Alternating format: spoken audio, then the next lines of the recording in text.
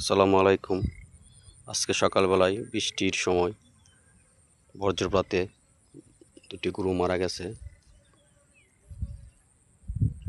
আসলে যারা গরু এরকমভাবে চড়ান সবাই সাবধানে চড়াবেন।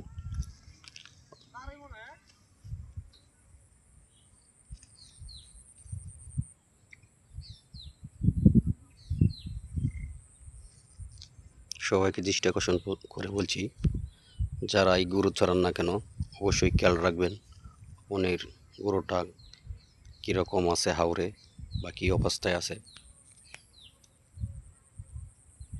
একটু ভুলের জন্য দুটি প্রাণ গেল। আসলে বৃষ্টির সময় গরু ঘর থেকে না বার করলেই ভালো হয়।